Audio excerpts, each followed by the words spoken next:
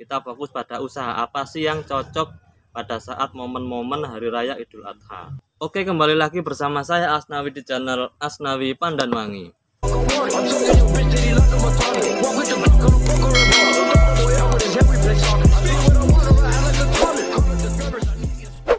Mengingat sebentar lagi umat Islam akan merayakan Hari Raya Idul Adha yang ke-1443 Hijriah, dan sebagai umat Islam pada saat Hari Raya Idul Adha tersebut kewajibannya adalah mengalirkan darah atau menyembelih hewan kurban.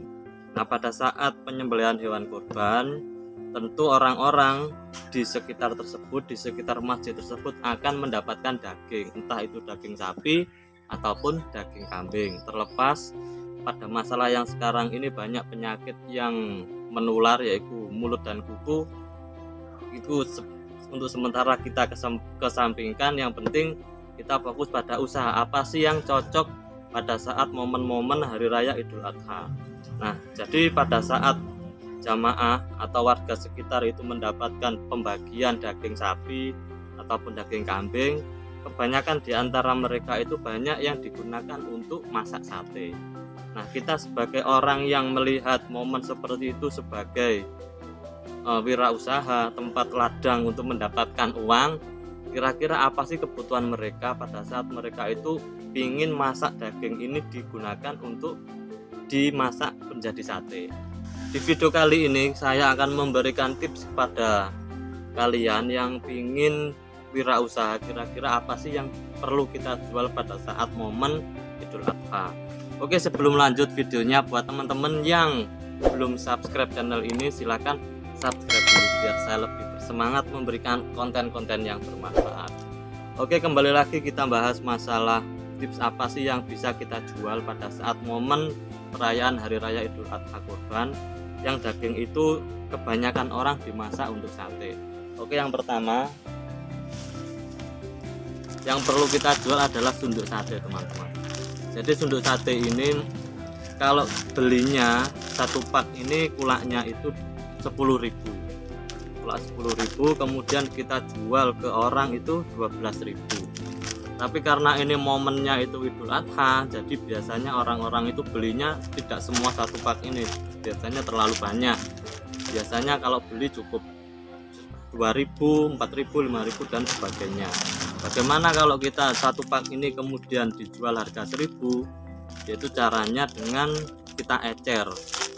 Biasanya kalau saya itu 1.000 itu isinya dapat 25 ikat.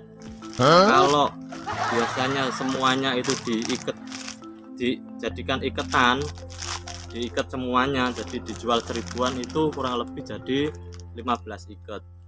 Jadi tadi belinya 10.000, kemudian kalau diikat semuanya jadi 15 ikat, jadi kita punya untung 5.000. Jadi satu bungkus ini kalau kita ecer itu bisa untung 5.000. Karena momennya itu Hari Raya Idul Adha, biasanya banyak sekali orang-orang yang beli tusuk sate seperti ini otomatis. Jadi nggak mungkin kok tiba-tiba cari bambu terus diasah sendiri, nggak mungkin, terlalu lama. Jadi kita menyediakan kemudahan untuk mereka dan kita mendapatkan keuntungan yang bisa digunakan untuk memenuhi kebutuhan kita. Kemudian kebutuhan yang kedua pada saat orang-orang itu butuh sate, nah yang tidak kalah penting yaitu bakaran seperti ini, teman-teman. Jadi kebetulan saya ini bawa satu dan ini masih baru beli. Kalau kita jual harganya bakaran sunduk sate ini 10.000. Jadi pada saat orang beli itu kita jual harga 10.000. Berapa sih kulaknya? Kulaknya itu 6.000, teman-teman. Jadi kalau yang seperti ini, yang kecil, kebetulan ada yang besar juga, jadi ada agak besar, dia itu harganya 15.000. Kalau yang 15.000 itu kulaknya kalau di tempat saya 10.000, jadi 10.000 dijual 15.000. Kalau yang kecil ini 6.000 kulaknya, kemudian kita jual dengan harga 16.000. Kalau tadi ternyata pembeli yang mau ke rumah kita pada saat mau beli sate, sudah mau beli ini kita untung 4.000. Kemudian kalau semuanya untung 2.000, jadi untung 6.000. Itu hanya satu orang kita sudah untung 6.000, 4 sama 3 6.000, kita sudah untung 6.000. Oke, yang selanjutnya yang dibutuhkan pada saat membuat sate yaitu areng, teman-teman. Ini saya juga sudah membawa contohnya areng. Ini satu kresek ini harganya itu 5.000 kalau kita jual. Kemudian kalau kulaknya itu 4.000. Nah, jadi kalau ini tidak bisa diecer karena sudah satu kresek seperti ini harganya 5.000. Jadi kita jual di orang lain itu harganya 5.000. Jadi tadi masih 6.000 sudah untung 7.000. Lumayan, itu masih satu orang. Karena ini momennya Idul Adha, biasanya kalau satu kampung mungkin ada 10 orang, kita sudah sehari itu untung 60.000. Itu hanya dari 3 item saja. Kalau mungkin sudah ditambah dari kampung sebelah ada jumlahnya 10 orang lagi, kita sudah bisa untung 120.000 dalam satu hari. Itu sudah lumayan kalau di desa. 120.000 sudah untuk memenuhi kebutuhan kita sudah lumayan. Tapi masih ada 2 lagi, yaitu kipas seperti ini, teman-teman. Karena kalau menurut saya pada saat membuat sate itu enaknya pakai kipas yang manual saja daripada pakai kipas angin. Kalau manual itu rasanya menurut saya agak beda. Nah, berapa sih harganya? Kalau kulaknya itu 3.000 yang besar, kemudian jualnya itu 5.000. Kalau kipas yang kecil juga ada yang seperti ini. Jadi ini yang kecil, kemudian ini yang besar. Ini juga ada banyak sekali. Kalau yang kecil itu kulaknya 1.500, kemudian kita jual 3.000. Jadi kalau yang besar itu tadi jualnya 5.000, kalau yang kecil jualnya 3.000. Yang besar itu tadi kulak 3.000, jual 5.000. Kalau ini 1.500 dijual 3.000. Nah, itu sudah untung berapa kita? Tadi 6, 7, 8, 9, 11, 10 ribuan lah. Itu hanya satu orang. Kalau mungkin nggak beli kipas nggak masalah, beli yang 3 itu aja lah. Kita sudah punya untung 6 sampai 7.000, itu hanya satu orang.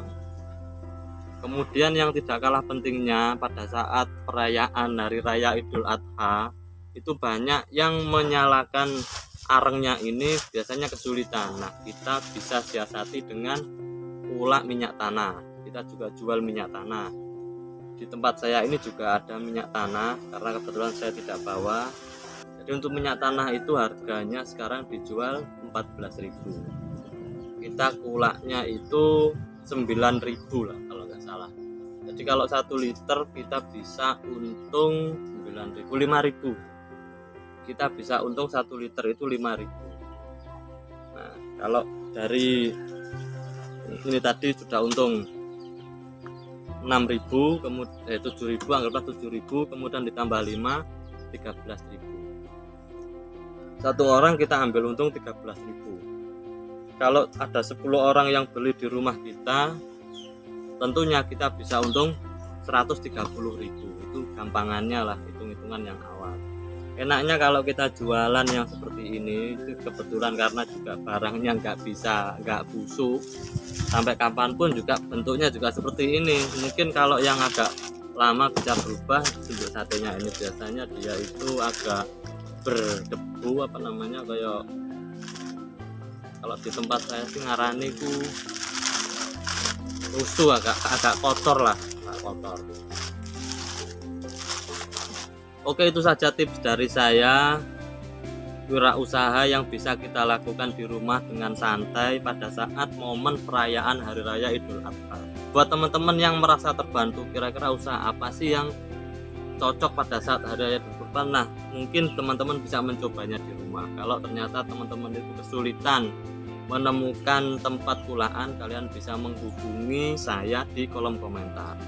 Oke, terima kasih buat teman-teman yang sudah menonton. Jika kalian suka dengan video ini, jangan lupa like, komen, dan subscribe. Terima kasih. Wassalamualaikum warahmatullahi wabarakatuh.